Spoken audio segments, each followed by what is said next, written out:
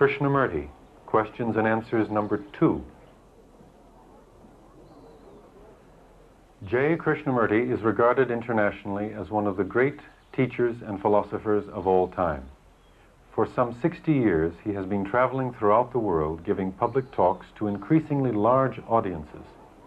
He has published over 30 books and founded schools in the United States, England, and India.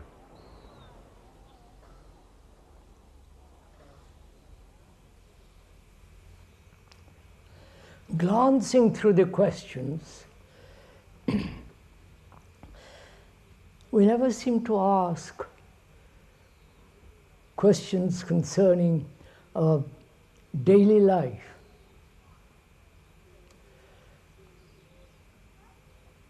And there have been a lot of theoretical, ideological questions that really have no meaning at all. One wonders why one doesn't ask questions about one's own life, depression, anxiety, a sense of deep loneliness, and so on. Aren't we really concerned with our daily life, or is it just we live in a make-believe world and try to find answers to some romantic, sentimental, idealistic, or religious beliefs? I wonder why, if one asks, if I may. Why don't we ask such questions directly, simply about oneself?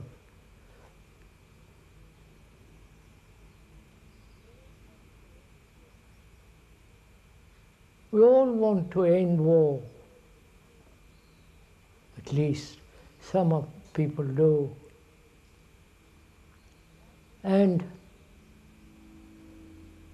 pacem in terris, that is, peace on earth, in Latin, is not possible apparently in this world. In spite of demonstrations, in spite of all the preaching of the priests and religious books and so on, we can never have peace in this world, apparently. And when we never ask if one can live peacefully in our daily life, without any violence,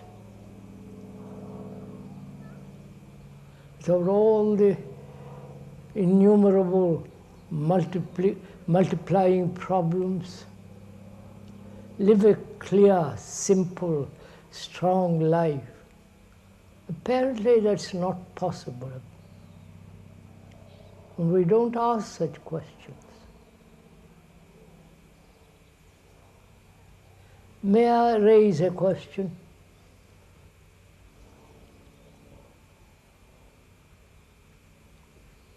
Why do you come?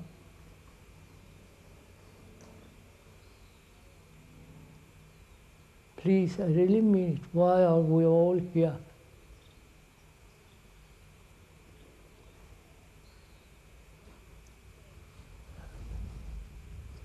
When the speaker is in India and talks to, between 5,000 to 8,000 people at every meeting, they come there, most of them understand English, and most of them come to be in the presence of a religious person, at least they're quote, a religious person. They don't quite understand what the speaker is talking about. I'm sure they don't. But yet they must come to be, it's the tradition, it's the fashion, it is the reputation, the image, and all that nonsense. I was going to use a stronger word. And perhaps you come here out of curiosity, or spend a nice morning under the trees among the dappled light, or take a sun bath and listen to the poor chap. And so you go on that way. All this doesn't actually deeply, profoundly change us. What makes human beings change? This is really a very serious question.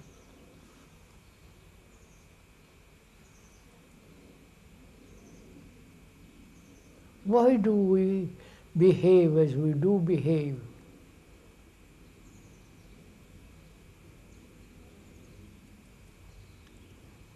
Is it possible that suffering, pain, anxiety, a sense of desperate depression out of which one finds oneself almost impossible to get out of, and the terrible ambitions and the competition and all that kind of thing that's going on, can we change all that? Each one. And you will inevitably ask, does it really matter? If I change, if one changes, will it in any way affect the whole human endeavor and their mischief and their superstitions and violence? And one thinks that's a wrong question to put. That is, you will change only if it affects the rest of the world. And if it doesn't, it doesn't matter very much how one lives. One wonders if you ever considered how one man can change the whole human consciousness, human beings.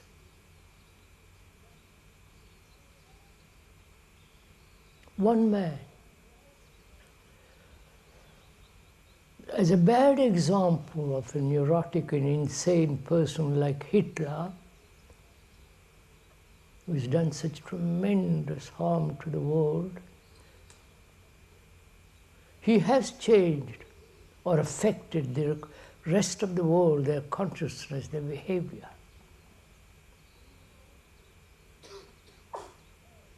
And you might also say, has the Buddha, 2,500 years ago, has he in any way affected the world? Or the Christians believe in Savior, the Jesus and all that. Have they really changed the world? Changed human minds, human behavior, end their suffering?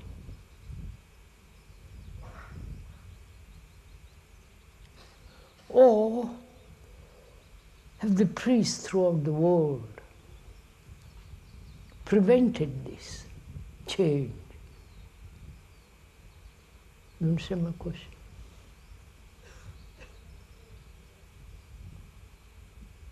One has no direct teachings of the Buddha or that of Jesus. His teachings apparently were interpreted, or say, after 60 years. So there is no direct teachings. And perhaps that has prevented human beings from acting rightly. So one wonders all along the long journey of one's life, why profoundly human beings don't change their ways of life. Is more suffering necessary? Is more violence necessary?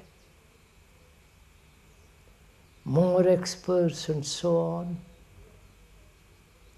Or we haven't got the energy, the drive, the passion, the intensity to change the pattern of one's deep behaviors.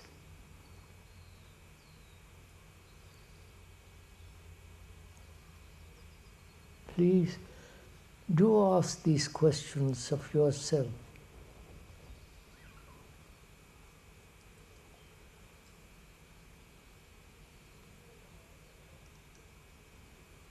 And here there are some many questions given.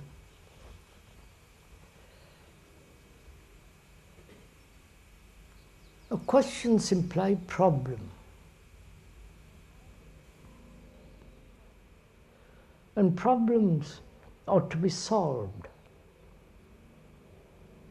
Not in the resolution of one problem,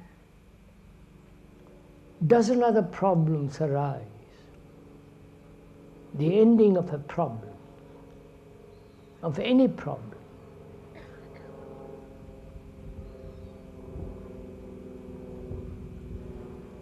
And apparently, we don't seem to be able to do that, either politically, economically, socially, and so on, or religiously. It's a perpetual reorganization.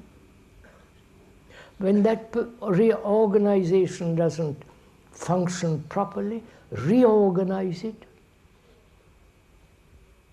Keep on reorganizing every organization. I don't know if I've not noticed this. And this is called progress. This is called bringing about order in the world.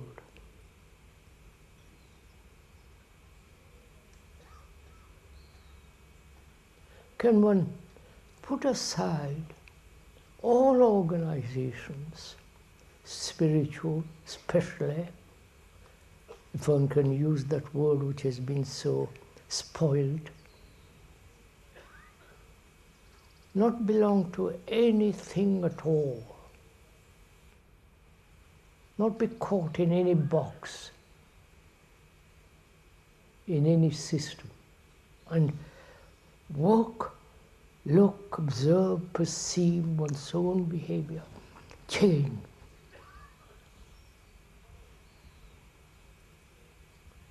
And why doesn't one do all this? Why does one depend on others? Please do ask these questions most seriously, if one may request you.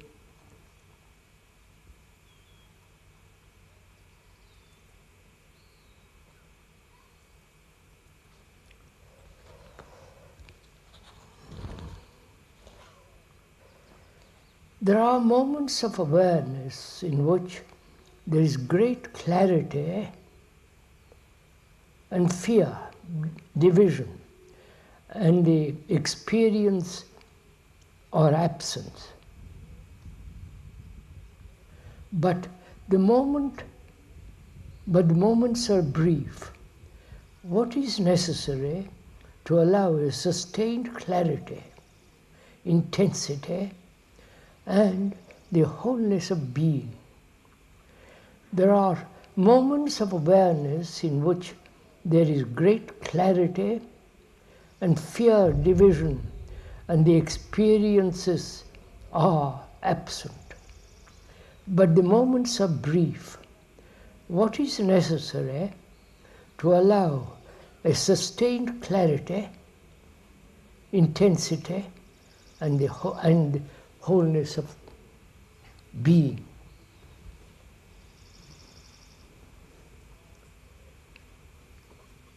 Whom are you asking this question? It's a apparently serious question. It looks serious. Whom are you asking? And you want a reply from somebody. The somebody is the speaker here for the moment. If the speaker doesn't satisfy the answer, you trot off to somebody else. And if that somebody else isn't good enough, you go off to somebody else. You keep this going.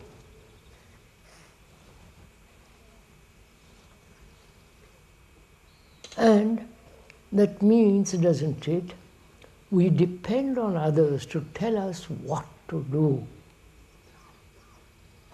what to think, how to find clarity, sanity, a wholeness of life. Always, apparently, we depend on somebody.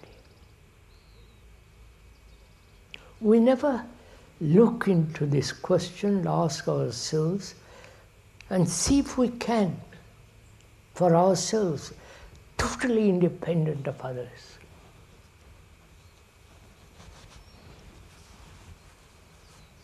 Find out if it is possible to be absolutely unconfused,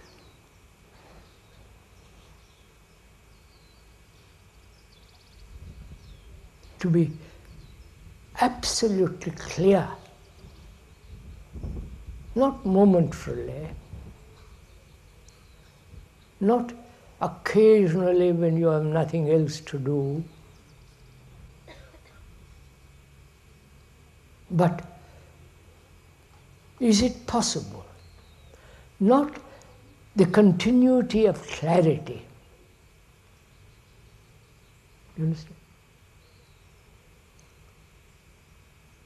Well, suppose one is clear for a moment,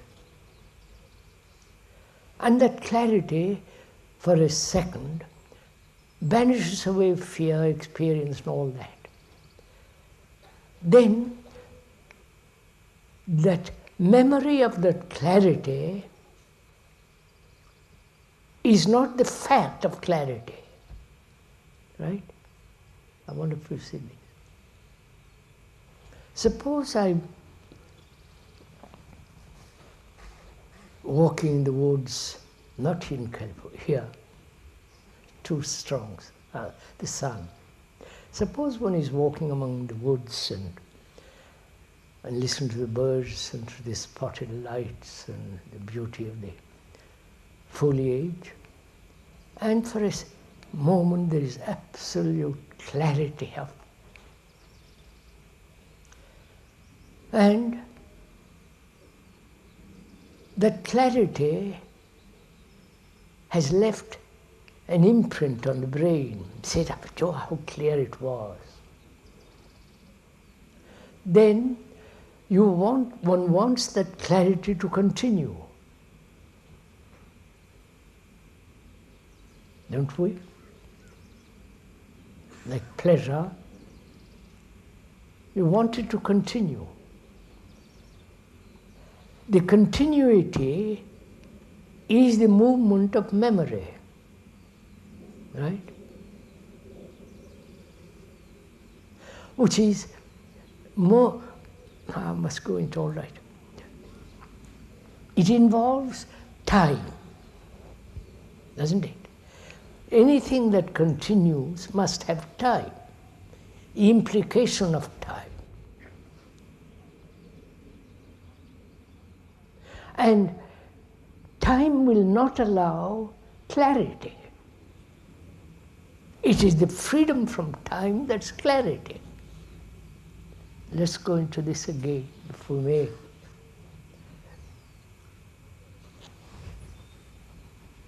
Say, for example, one wants security, psychologically. And one, for a few seconds or a few days, one has this feeling of absolutely being safe, protected, solidly secure.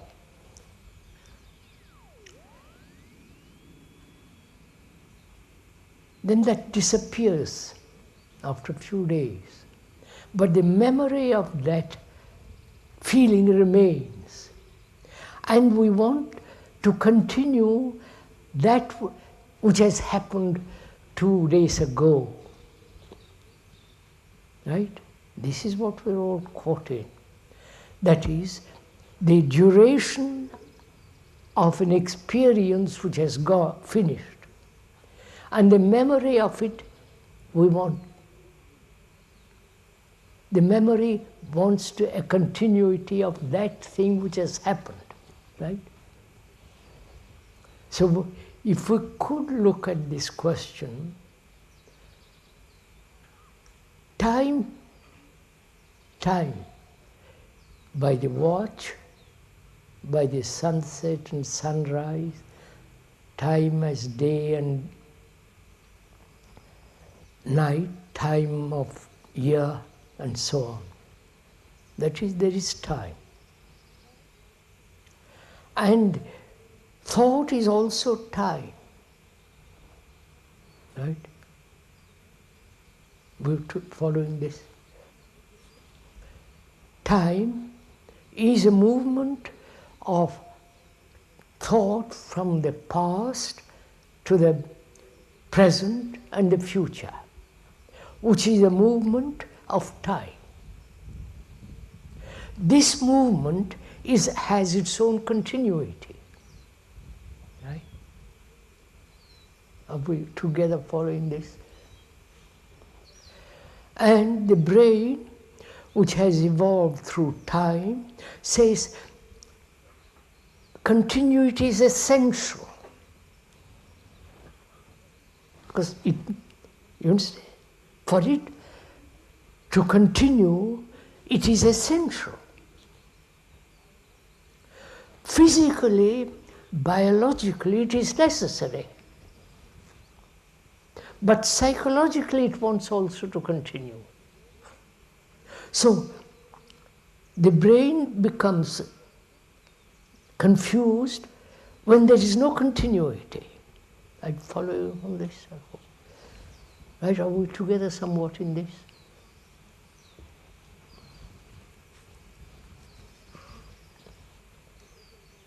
And one questions whether there is psychological continuity at all. You understand my question? We are questioning it, I'm not stating. Is there psychological continuity at all? That is, a moment of clarity which banishes, puts aside all fear, all problems and all the travail of life,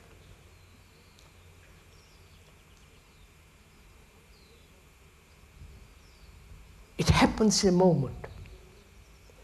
And the brain says, it must continue. Because it only thinks in terms of time, a continuity. You understand? Biologically, it is necessary to continue day after day, right?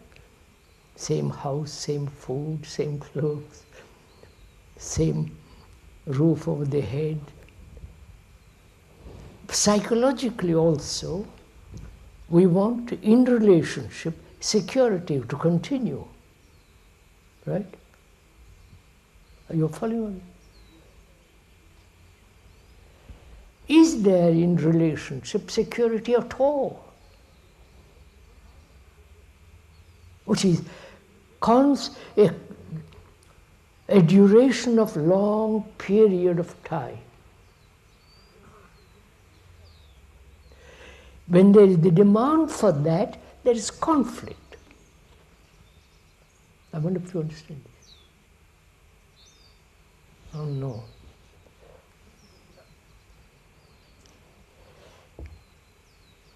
Relationship, as it's very important, it's a tremendously important thing in life, relationship. One cannot possibly exist in this world without relationship. Whether you are a monk, a sannyasi, a wanderer, you're always related to the past or to a person or to a concept of the future. It isn't just merely physical relationship. As a relationship is very seriously important in life, there are moments in which relationship has great depth, silence, and a sense of tremendous well-being. Right? Don't you know this?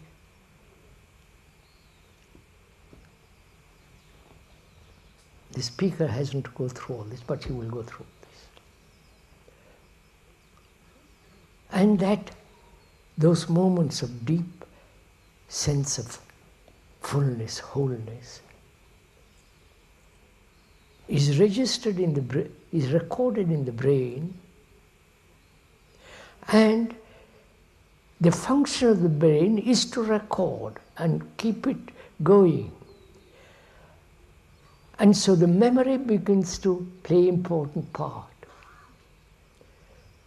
So one questions whether there is security at all in relationship. You understand, Michael? We want it. We think it is absolutely necessary, but is there? Please ask yourself.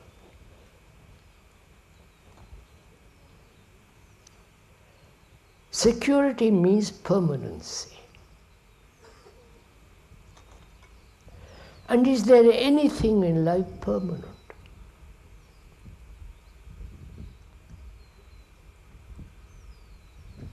Death is always there, but let's leave death alone for the moment.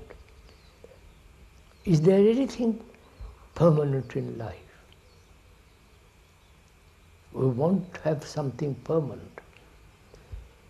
Apparently, religious people say God is permanent. That's a marvelous invention, but has very little meaning. So we are seeking in relationship security and permanency.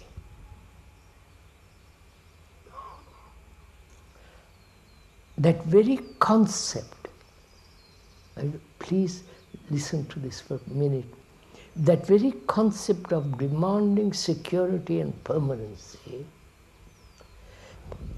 is translated as attachment. Right? So there is a deep attachment to another. It may be for a month, for a week, or 50 years. And during this state of attachment, there is all the conflict of jealousy, suspicion, fear, gain and loss. You know all this, don't you?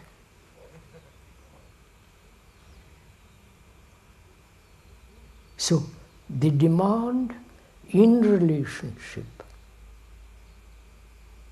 to have a sense of permanent continuity in which there is security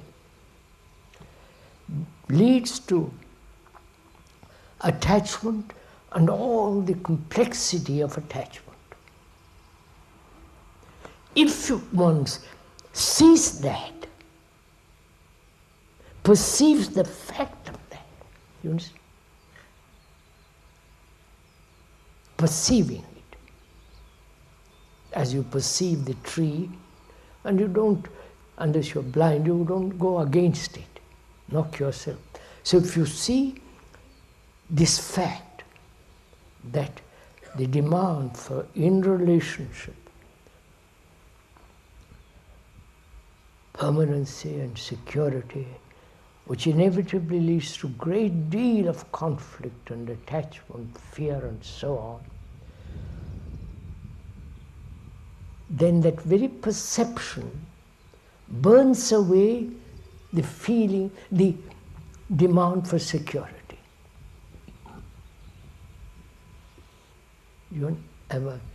Is this clear, this question? That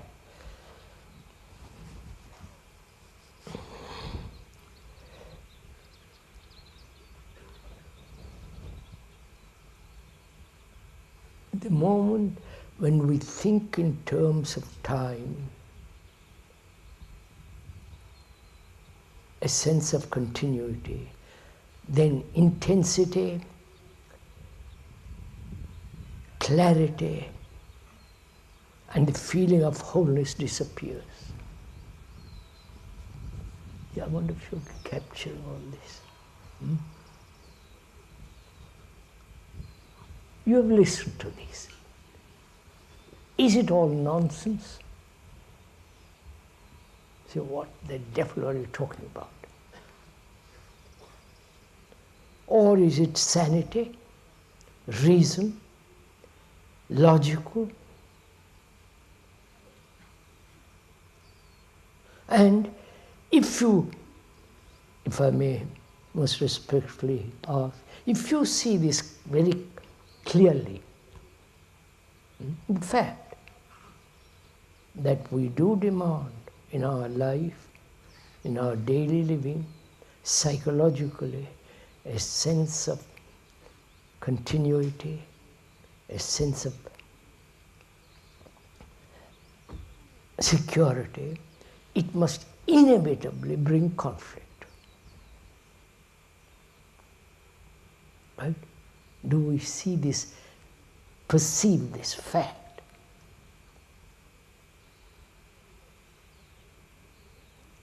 And we are saying, if you perceive the truth of this, that very perception burns away the demand for security and permanency. Therefore, then what is our relationship with each other? Do you understand? You understand my question? Suppose the speaker or you have not this sense of security and permanency. That doesn't mean anything. Suppose. Then what is relationship? You understand?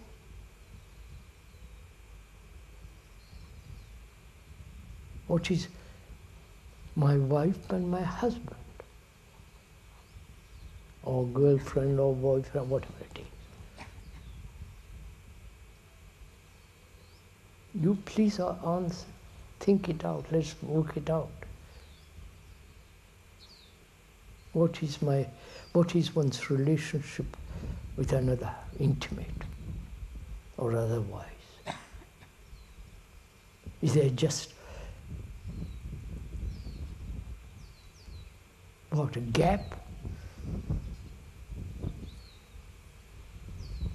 Or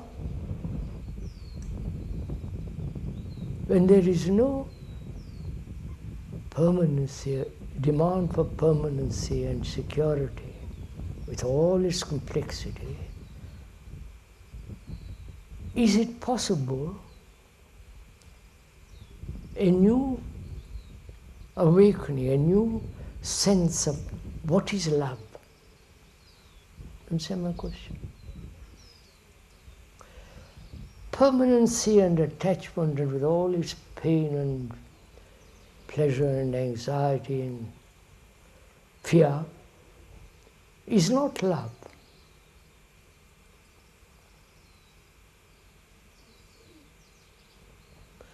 And if the absence of that entirely, deeply, profoundly. The other is like a flower that's blooming. Right?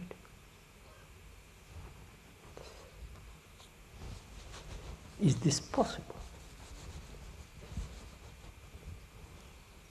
Is this possible when you hear all this? Is it possible in your daily life? Love is not thought, desire, sensation. Love is totally a different quality.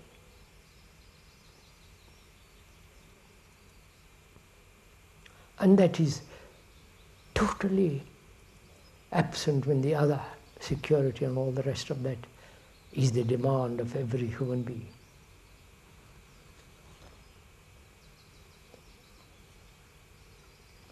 What is judgment? How is one to determine the line dividing opinion and the perception of fact?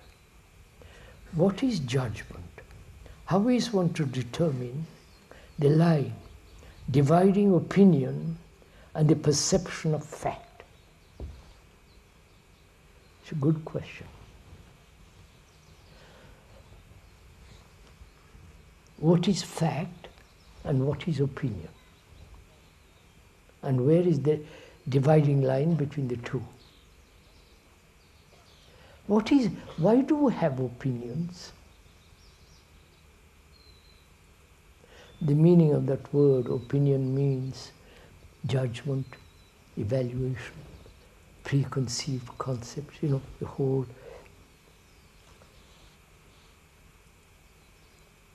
assertive, dogmatic opinions that each one has. Why do we carry so many opinions? Please inquire into this. Why do we have opinions at all? We have opinions about everything.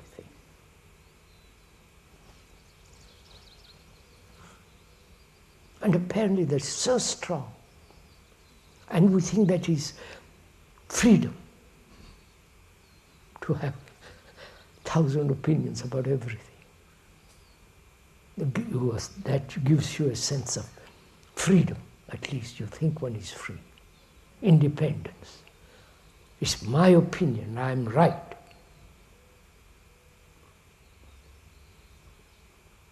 So we have 1,000 opinions. And what are facts? What is fact?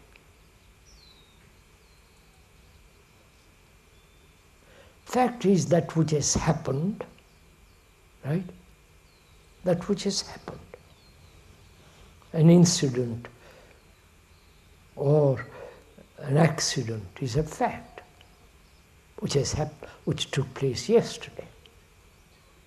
And fact is also what is happening now, right?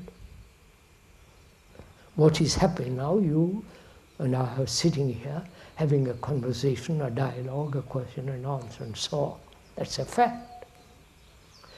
What is not a fact is what may happen tomorrow, right? I want to go together in this.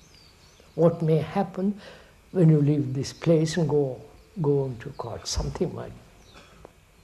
So, fact is that which has happened, that which is happening. And fact is not what will happen. That's clear. What will happen is decided what is happening now. Right? I want to see it. The future is in the present. Right? The future is what you are now is the future, right? Modified, but basically what you are now. So the future is in the present, right? Order, right? And the past is also in the present. Right? So the present contains all time. Please don't play with this as a theory, it is meaningless.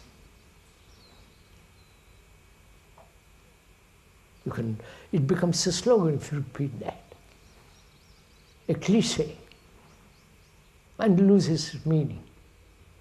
But if you see that the past has a continuity in the present, right? And the future is the past modified the present, right? The past modified through the present. So the present, the now, contains all time, right? And if you don't change now, you will be exactly the same tomorrow, slightly modified. So the future is in the present. This is really quite important to understand, because what is action? I mustn't go into that, that's too hard. So, why do human beings cling to opinions and not facts? You can conclude from a fact an opinion, right? A fact can be made into an opinion, but the opinion is not the fact. I may have an accident in a car, and you come around, see it, and you have umpteen opinions about it. But the fact is that I have an accident. So why do we have opinions at all about government, about religion, about this, about that, about literature, about poems? You follow? Why? Is it kind of game?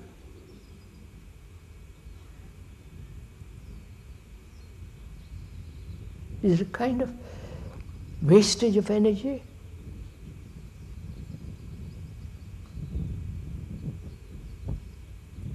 Is it another form of chattering,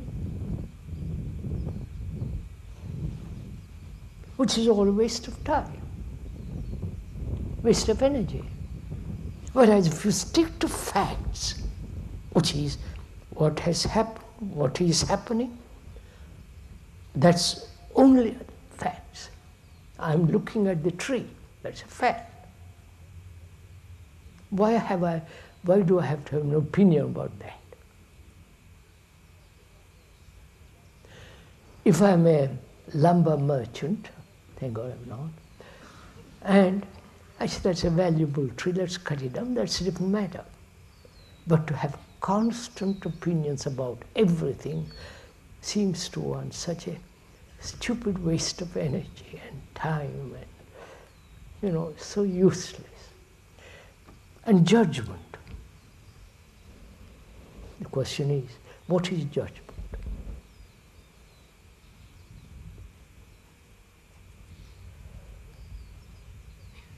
A judge passes a sentence on somebody, criminal or some innocent man. There was a judge once whom the speaker happened to know. He was high up in the law and became a good judge. And one morning, after many years of judgment, He said, what am I judging? What is truth? I'm passing judgment about everything according to precedent and so on. What is truth? Unless I find that out, judgment has no meaning. So, it's a custom in India in those days, about 58 years ago. He called his family and said, I'm going to withdraw from the world, go off into the forest, into some distant village, meditate and find out.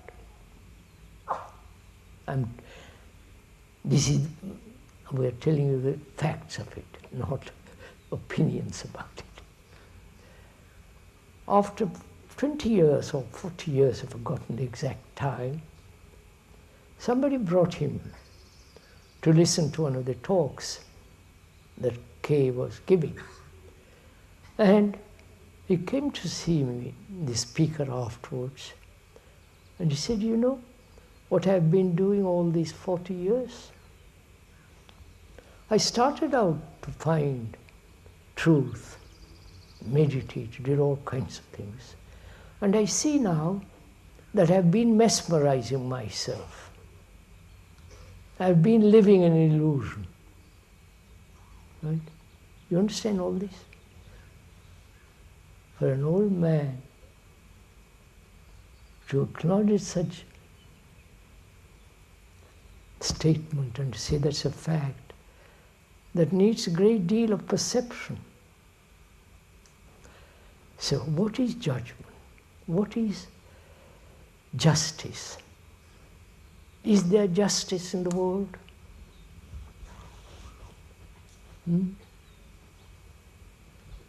Please ask this question of yourself. Is there justice in the world? You're born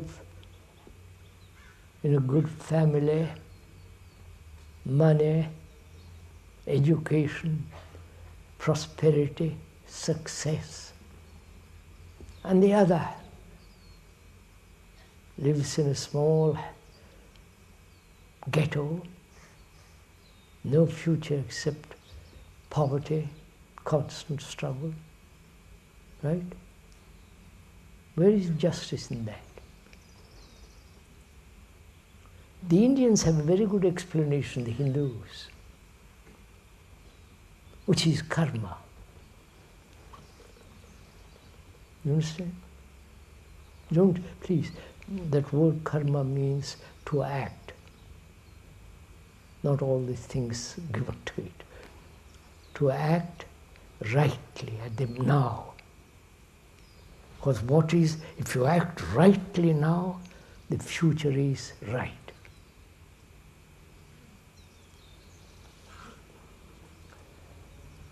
So, or if you act mischievously now, you pay for it next day or next life.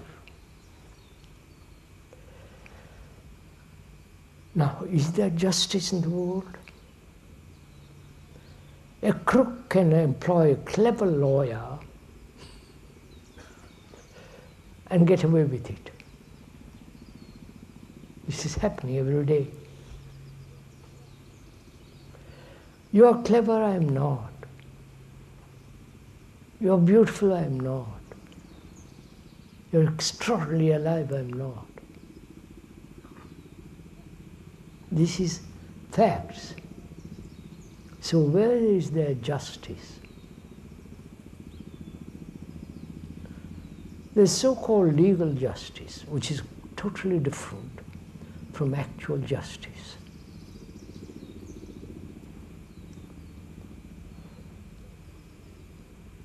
Justice can only be found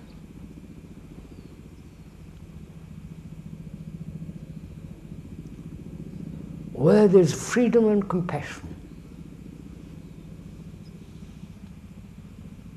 Without that freedom and compassion, which in its movement is intelligence, there is justice. Otherwise, there is no justice in the world. This is, please, not an opinion, not a theory. But when you have this feeling of great compassion, which is quite a deep question, then there is, in that compassion, there is justice.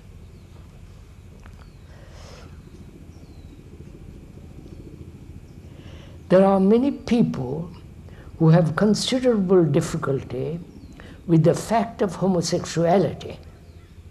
Teachers for centuries have avoided this inquiry.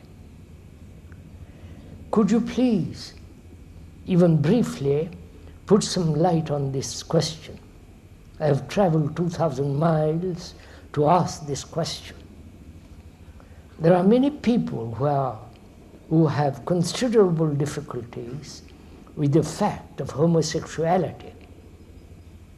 Teachers for centuries have avoided this question.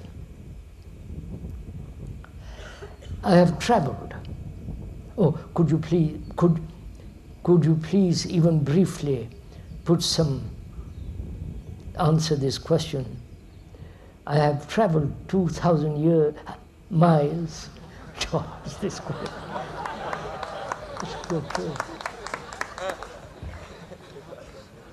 Sorry, quite right. I've traveled 2,000 years.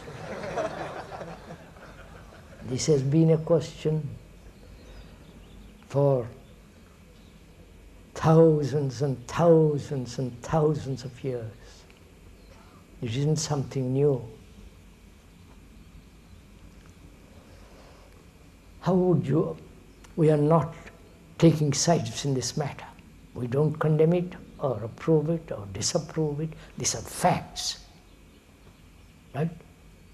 As heterosexuality, it's a fact. Homosexuality exists in the world, in different parts of the world, very common. Other parts of the world is practically unknown.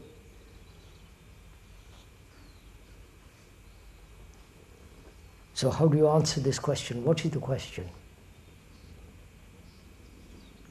Why do we make it into such an enormous problem? Apparently, we don't make heterosexuality a problem at all. But we make this into a problem. Why? It's a fact.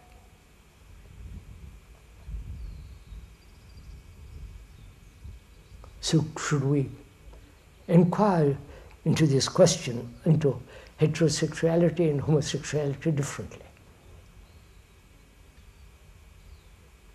Not condemn one or the other, or approve one and deny the other, but inquire why sexuality, both, become such colossally important. Right?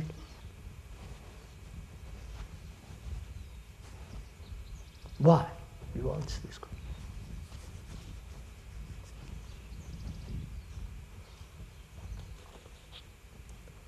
In television, magazines,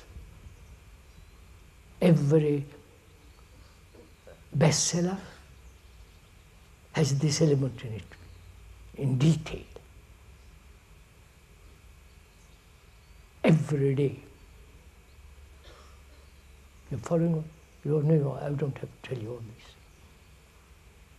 Every day this is emphasized. Sexuality, I'm not talking about homo or heterosexuality, general sexuality. Why have human beings given such great importance to this?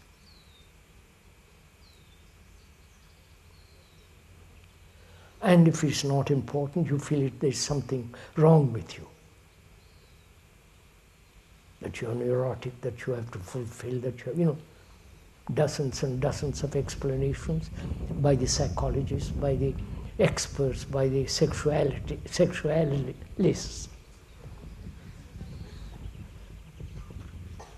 Why? Is it pleasure? Remembrance in the pictures of sexuality? You understand? It's something. Why has man given throughout the ages such extraordinary importance to this?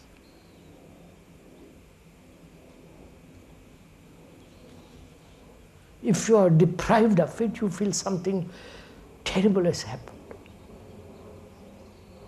And you can voluntarily say, I won't have any, I'll become a celibate and join a monastery or not join a monastery or remain a celibate with all the problems of celibacy, right?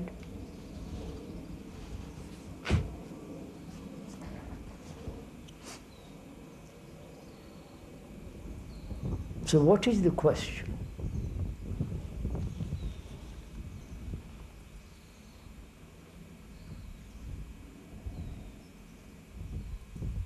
Why has this thing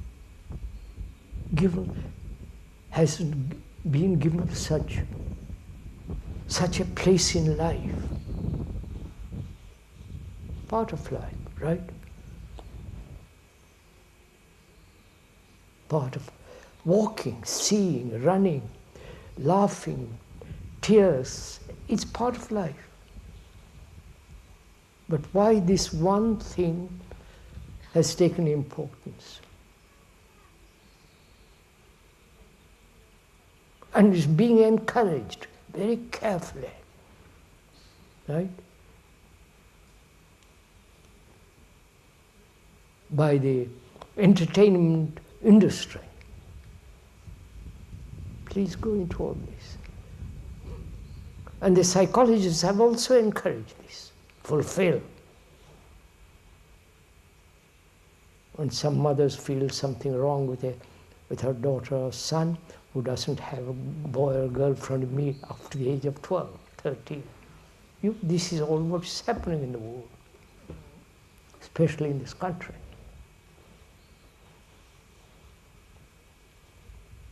In the traditional countries like India and other countries, there's still, they said, please wait. Don't indulge.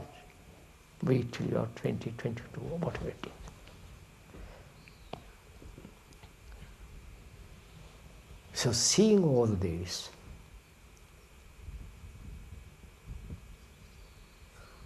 what does one learn from all this? Learn. Not moral, not morality, not celibacy, and so on. But what does one learn from all this?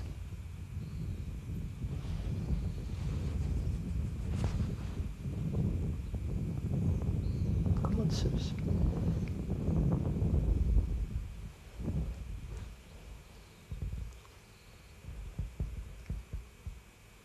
Religions throughout the world, the ancient, no, I won't call the very ancient, the Hindus, the Buddhists, the Christianity, have always said, if you want to follow God, be a celibate. Why?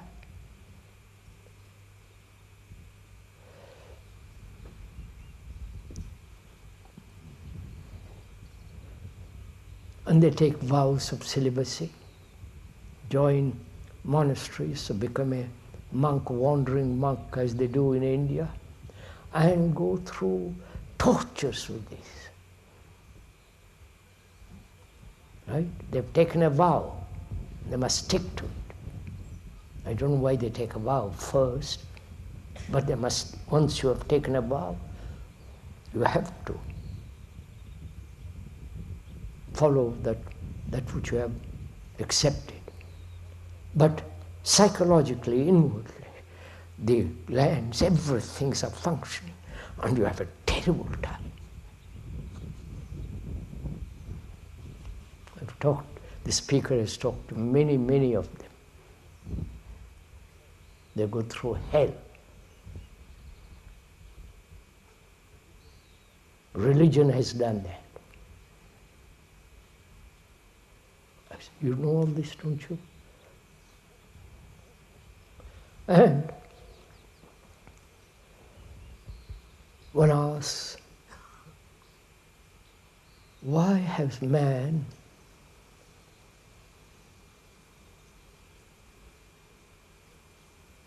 said to himself, to achieve the most sublime, you must be a celibate? You understand? That is, you must torture yourself, go through agonies, and then you will be nearer God. Seems so childish, the whole thing. Sorry.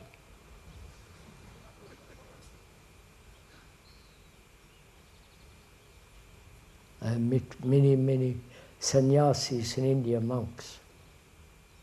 I won't go to the details of it. They have tortured themselves in every way. Because the popular opinion is that to reach God, to reach the highest, you must live a life of absolute abstinence.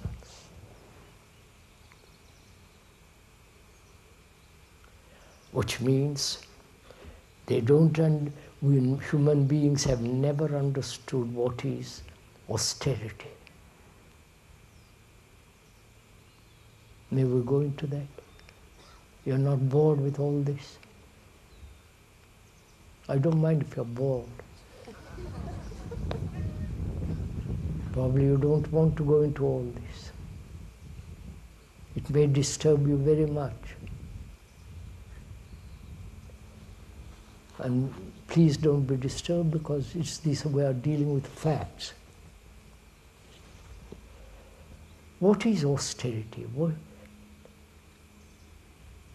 The root meaning of that word, as we explained the other day, to be austere means to have, in Greek, a dry mouth. Not from drinks and all, a dry mouth, which is to be harsh, to be sharp,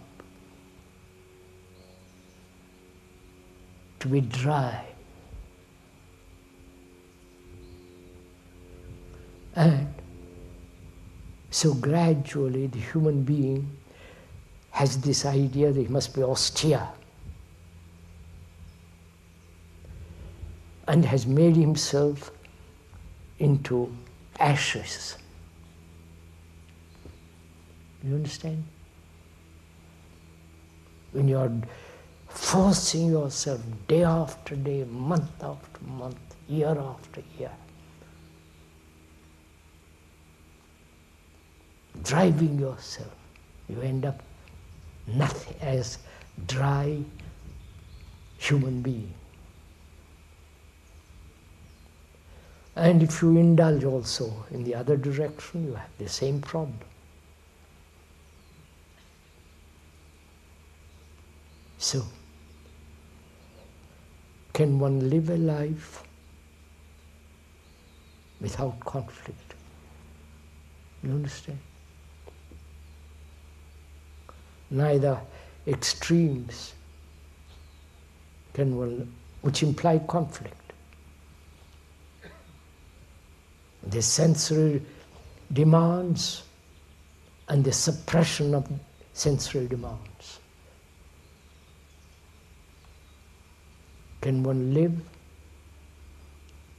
without a single battle, effort, struggle between the two? You understand my question?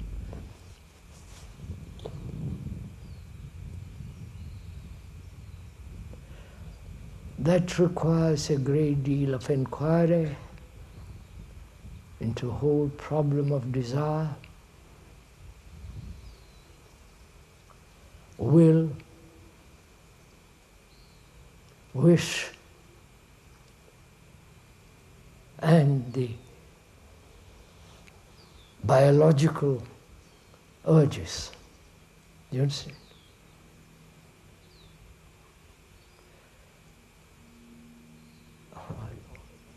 Do you want to go on with this? There's a very good question at the end. I just saw it. How is one to live on this earth? Please listen to it. How is one to live on this earth without harm or destruction to its beauty, without bringing suffering and death to others?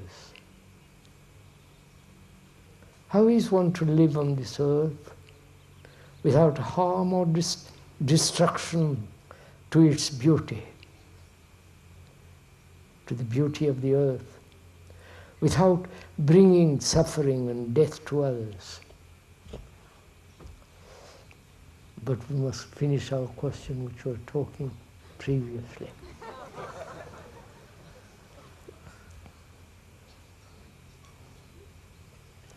What time is it, sir?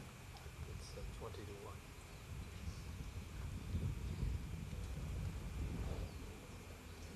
Could we bear another quarter an hour?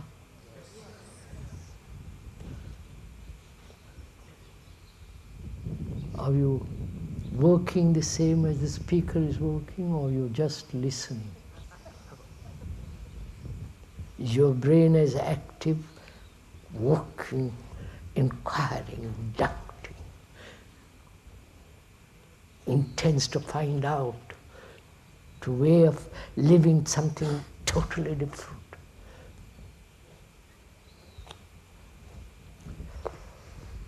Tant pis. We were saying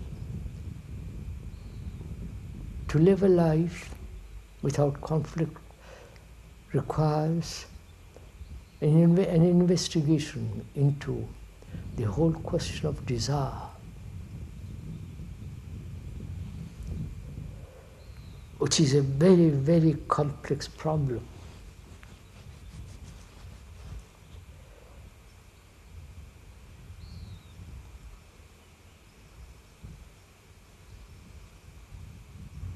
Should we really want to go into all that? No, I'm not asking out of encouragement. I'm just asking. It's a very serious thing what we are undertaking. It's no good just merely listening and repeating. That has no meaning at all. But seeing what facts are in this world, what is actually taking place in the world, not only in this country, but in every country, in so-called every culture.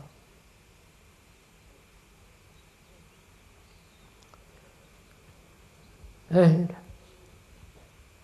conflict in man is increasing more and more and more, not less and less. Man means woman and man, so please don't get excited about it. Why don't I talk about women?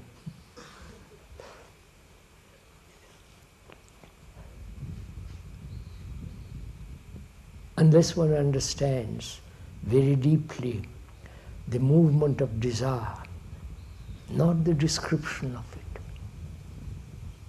not the explanation of it, but to inquire why desire becomes so extraordinarily important. Desire to become successful, desire to have money, desire for sex, for excitement, for amusement. You follow? The tremendous urge and the speed of it, and the demand for its fulfillment.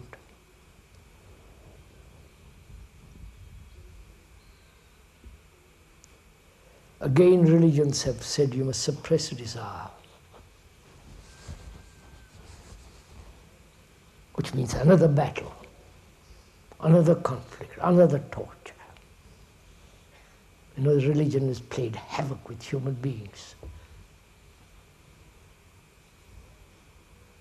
And they're still doing it.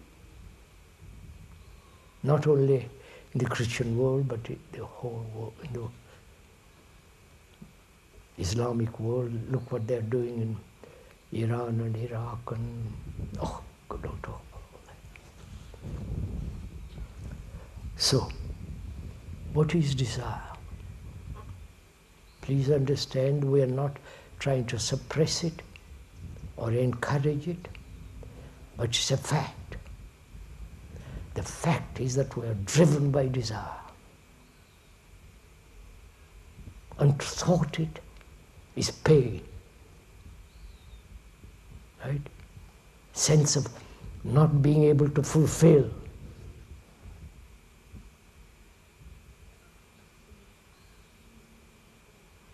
So at any cost, at any price, we want the fulfillment of desire. You may say desire for God, desire for the understanding of, you know, all that is still desire.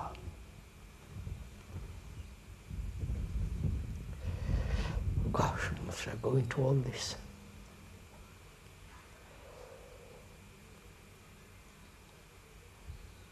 When you look at a tree and the beauty of the tree, the light upon the leaf, and there are mountains beyond it, the valleys, the shades, and the dappled light, and see that enormous beauty of the earth.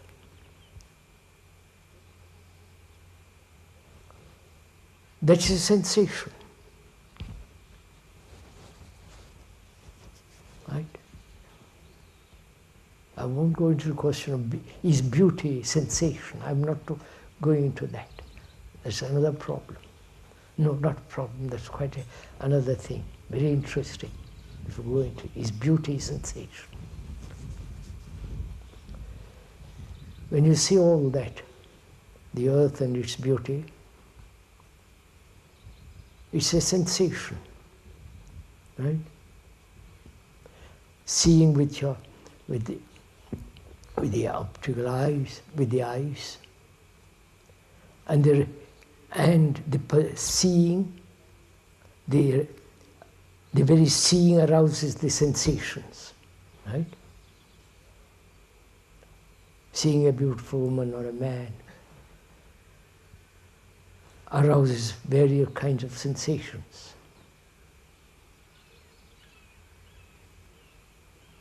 Then what, that sensation is correct, isn't it? Normal, healthy, natural.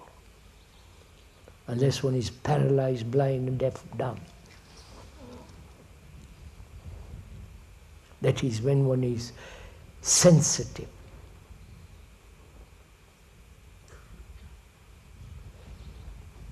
One is acutely aware of all this. And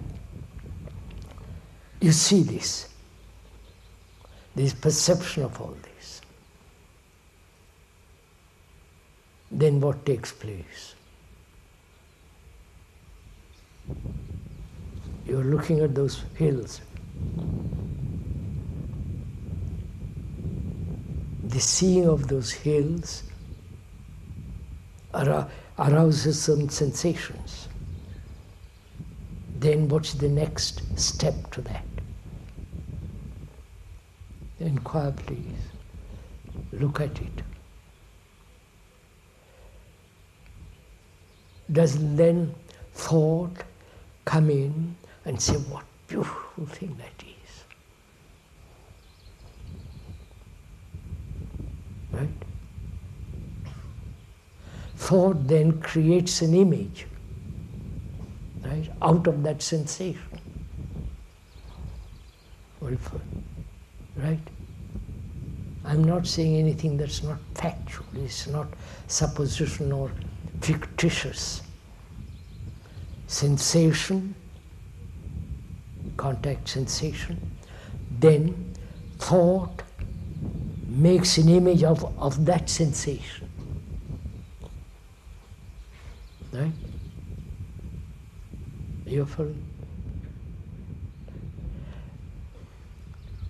When thought makes an image out of that sensation, then desire is born. Sensation is not desire. Sensation is sensation. But when thought comes and says, yes, what a lovely thing that is. What a lovely dress that is. Nice shirt, being a man, nice shirt. Or a woman says, nice dress. Goes inside, touches it, feels it, puts it on, and then thought says that, how beautiful I look. That's a nice shirt on me. Then desire is born. You understand this? This is a fact. It's not something theoretical. This is a fact. Now the question is, if we go into it much deeper, sensation, seeing a beautiful painting, beautifully framed and beautifully lit, marvelous. That's a sensation. Then you see, then the thought says, I wish I had that in my room. Then at that, when the thought assumes the authority over sensation, desire is born. Now the question is, can sensation and thought be kept apart? Go into this, not through will, through compulsion, through effort and all that. We're asking this a very serious and very simple question. Sensation is natural. Thought is also somewhat natural. With its image. That's what happens. Now, can there be a gap, an interval, a hiatus, so that sensation and thought are separate? You understand? See what is implied in it. It requires tremendous attention.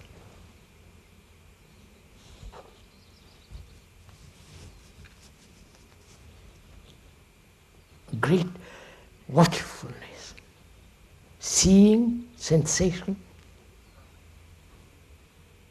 I've seen some, the speaker has seen some most beautiful things in the world.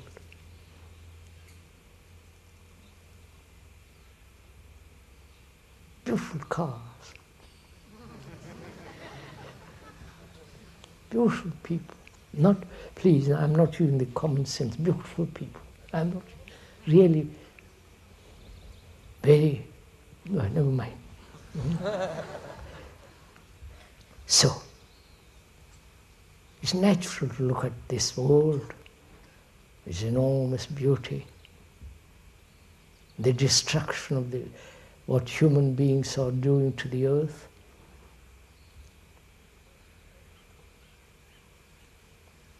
And seen some of the most beautiful gardens in the world. Houses, palaces, and so on. Lived in them and all that. And never to be identified with any of it. Oh, you don't know all this. Never ask, I wish I had it. You understand, that requires great perception, watchfulness and clarity.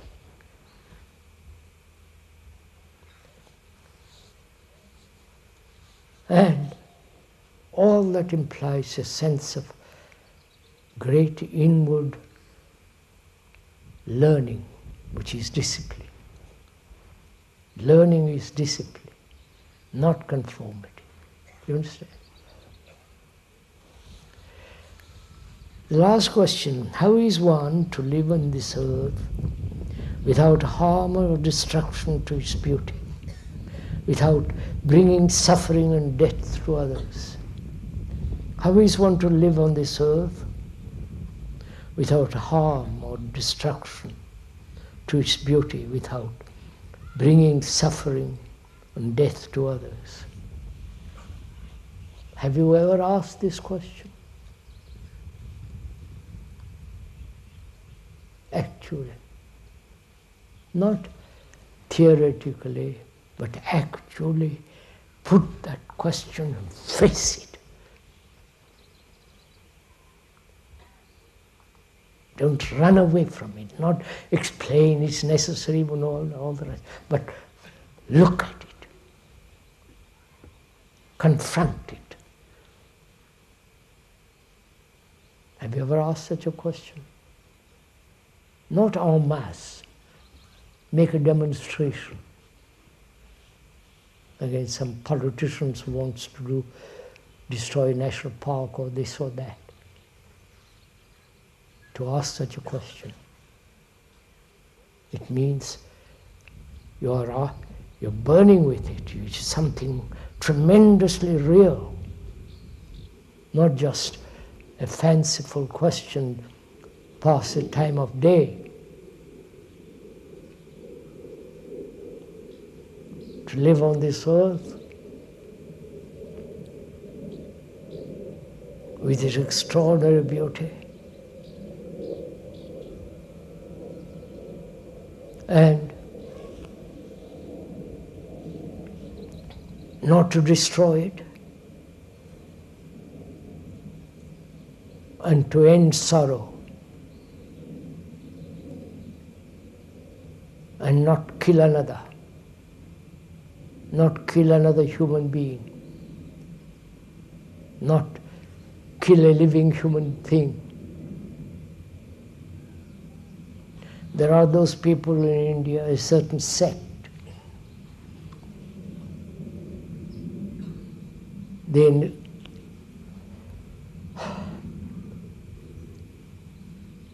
Their transportation is walk. They take no trains, no aeroplanes, no carriages, nothing but walk. And they put on a mask, not to kill an insect by breathing. You understand? There's a whole group of them. That group came to see the speaker, and they walked 800 miles from April to January, and never taking any transportation except walking. And they won't kill. And there are those who kill for sport, kill for amusement, kill for profit. The whole meat industry, right? Destroy the earth to dump poisonous gas, all that was happening in this country. Pollute the air, the waters, and pollute each other. This is what we are doing to the earth and to ourselves. And the question asks, can we live on this earth and with its great beauty,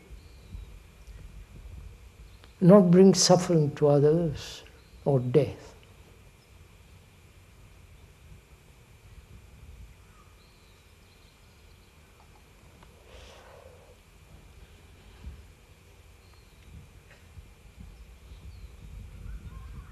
It's a very, very serious question, this. To live a life without causing suffering to others or causing death to others. That means not killing a human being, not killing any animal for sport, for your food. You understand all this? This is the question.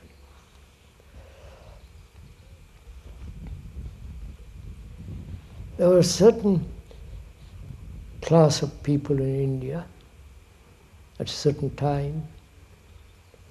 They never ate meat. They think killing was wrong.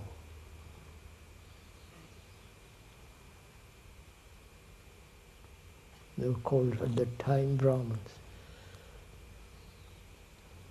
And the Western civilization has never inquired into whether killing is right, whether killing any living thing is justified.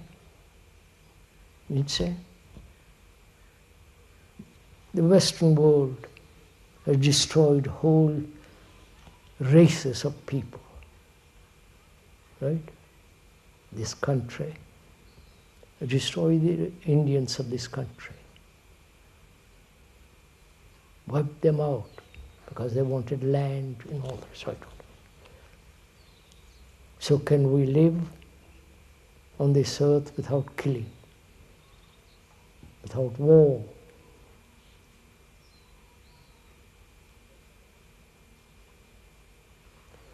I can answer it, but what value has it to you? Because you are killing. I'm not advocating vegetarianism. Some author wrote some time ago, which a cutting was sent to me. He wrote saying, vegetarianism is spreading like some foul disease in this country.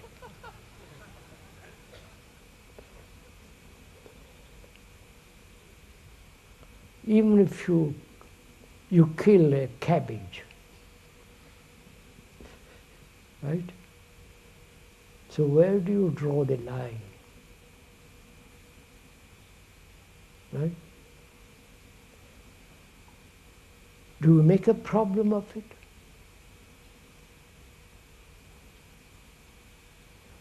You understand my question?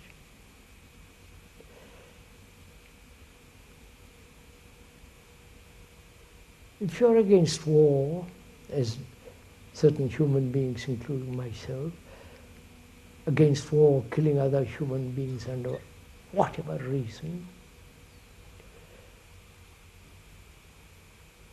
then you cannot post a letter, right? The stamp you buy, the food you get, all that part of it goes to defense, armament. If you buy petrol and gas in this country, part of that goes, right? Your taxes, part of it goes to, and so on, so on. So what will you do? If you don't pay taxes, you're fined or sent to jail. If you don't buy stamps, you can't write letters. You can't travel, right? You following all this? It amuses you. So you drive yourself into a corner.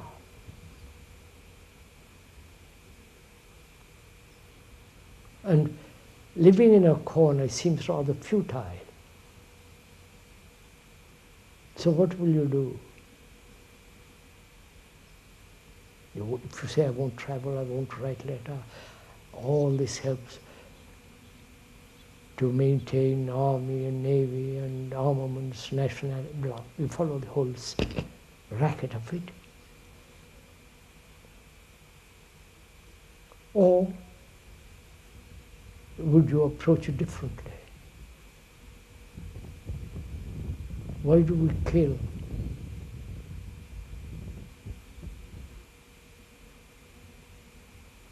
Religions, especially Christianity, has killed probably more people on earth.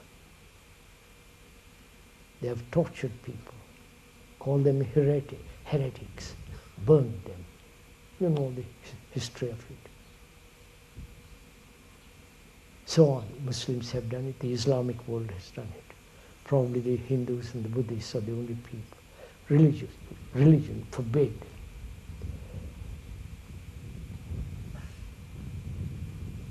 How can one live on this earth without killing another?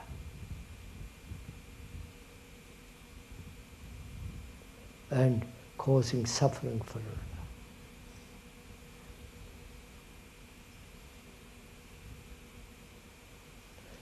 To go into this question very deeply, really, it's a very, very serious question.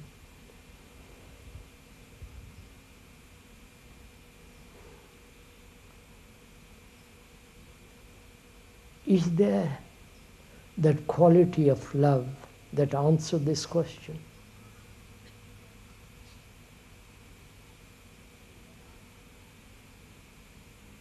If you love another, if you love another human being, are you willing to kill that human being?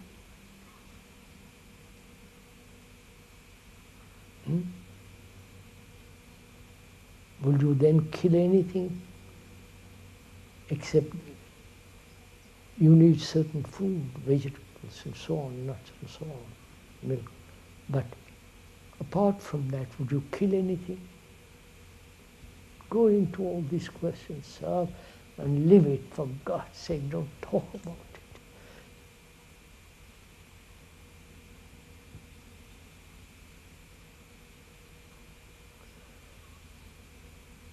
What is dividing the world is ideals, the ideology of one group against another group.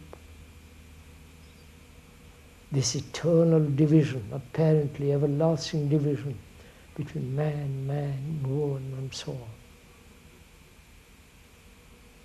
They have tried to bridge this through logic, through reason, through various institutions and foundations and organizations, and they have not succeeded in any way. This is a fact. Knowledge has not solved this problem either. Knowledge in the sense of accumulated experience and so on. And thought has not certainly solved this problem. So there is only one issue out of it. To discover or find out what is love.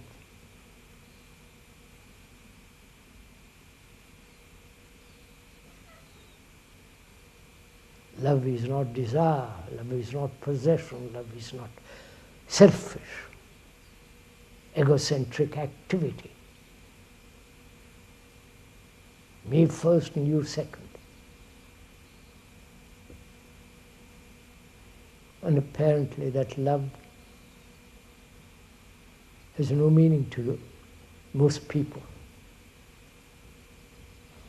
They may write books about it, but it has no meaning. So if there's that quality, that perfume, that fire, that compassion, and compassion has its intelligence, that is the supreme intelligence. When there is that intelligence which is born of compassion and love, then all these problems will be solved simply, quietly. But we never pursue the question to the very end. We may pursue it intellectually, verbally, but to reach your heart with your mind, with your passion behind it. Then the earth will remain beautiful. And then there is a great sense of beauty in oneself.